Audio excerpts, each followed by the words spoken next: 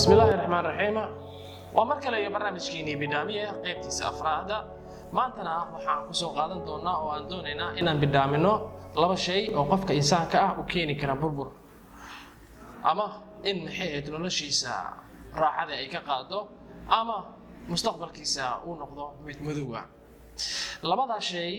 oo qofka bini aadamka ama qofka insaanka ahi burburin kara waxa weeyaan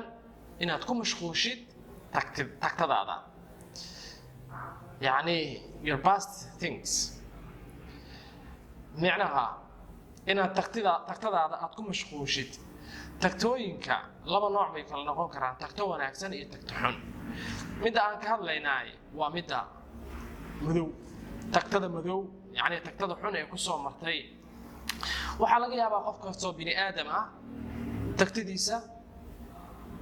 waxa suurtagal ah inay madowdahay waxyaabo badan oo fashil ah uu la soo kulmay waxyaabo badan oo guracan inuu la soo kulmay xaalad nafsi oo aad u daran inuu la noolaa stress aan xad lahaynin inuu la noolaa dhibaatooyin aan kala joogsi lahaynin kala go' lahaynin inuu ku soo noolaa marka haddii waxyaabahaasi oo dhan maanta bannaanka ka istaagtid marka oo mar walba haddana wixii ku soo maray dib uun aad u eegtid oo mar walba aad fiirisid oo mar walba gadaal aad jaleecid oo mar walba tagtadaad aad la noolaatid waxaad ogaanaysaa mustaqbalkaaga inuu noqonayo mid madow tagtadaada waa sax wax ku soo maray waa waxaasi ku soo maray marka waxaa laga rabaa inaad darsi ka dhigatid kaliya laakiin nolol inaad ka dhigatid ma aha tusaale ahaan waxaa ku soo maray guurkaasoo dhibaatooyin badan kaa soo gaaray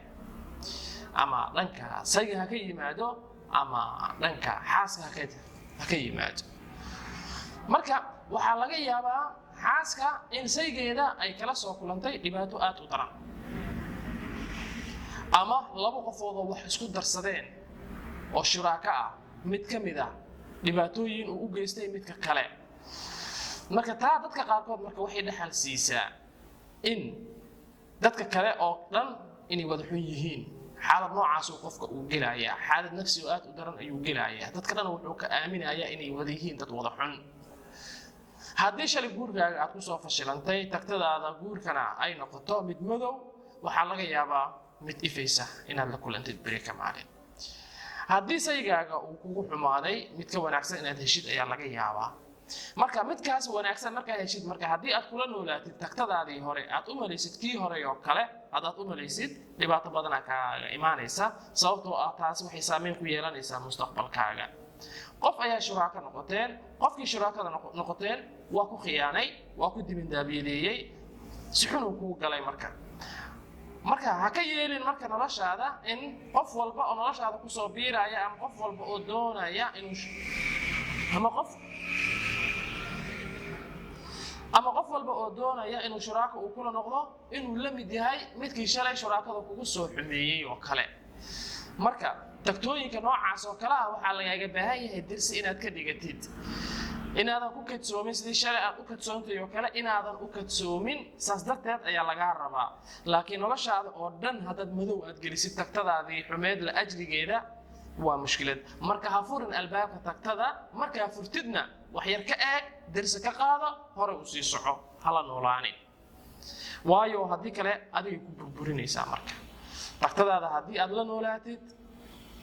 isla mar ahaantaana ay ahayd tagta madow waxay kaa kharibaysaa mustaqbalkaaga ifaaya iyo weliba fursadaha ku soo waajihi karaa marka waxaa lagaa rabaa in arrintaasi aadan ku mashquulin ayaa lagaa rabaa midda kale oo laga yaabo qofka insaanka inay burburiso ayaa waxay tahay ku mashquulka dadka in badan waxaad arkaysaa inay dadka laba qofood oo isku wanaagsan ama saddex qofood oo wada nool ama maxay tahay maartan qoys farxad ku nool ama qof kale oo iska caadi ah in lagu mashquulo adiga shaqo la'aanta ku haysa maxay tahay aad ugu mashquulaysid dadka kale uma baahna inaad dadka kale ku mashquushid naftaada ku mashquul naftaada si aad ku horumarin lahayd ku mashquul mustaqbalkaaga sidaad u dhisi lahayd marka sidaa la ajligeed waxaa lagaa rabaa inaadan ku mashquulin dadka kale sababta oo ah haddii kale waxaa lumaya bar raaxadaada nolosha ka mid ah raaxo dhan ma ku noolaanaysid adoo dhan dagaal iyo hardan iyo muxuu ahaay waxaa ku noolaanaysaa nolol aad iyo aad u adag sababta oo ah dadka kale aad ku mashquulsan tahay waxaa lagaa rabaa naftaada inaad ku mashquulshid waxaa lagaa rabaa sidaad meel ku gaar lahayd inaad ku mashquulshid waxaa lagaa rabaa qorshooyinkaaga sidaad ku degsan lahayd inaad ku mashquulshid waxaa lagaa rabaa inaad ku mashquulshid waxyaabo badan oo waxtar leh laakiinse qiila waqaala ama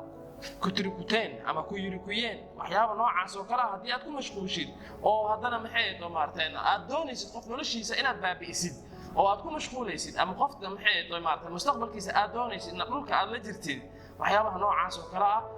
waxay kaa qaadaysaa raaxada noloshaada kaa qaadaysaa naftaadana ma noqonayso mid mutma'in ah waxaad ku noolaanaysaa jahannamada adduunyadaad ku noolaanaysaa sidaasaad u ogaanaysaa marka sidaas darteed marka inaad tagtadaadii madoobeyd ku mashquulshid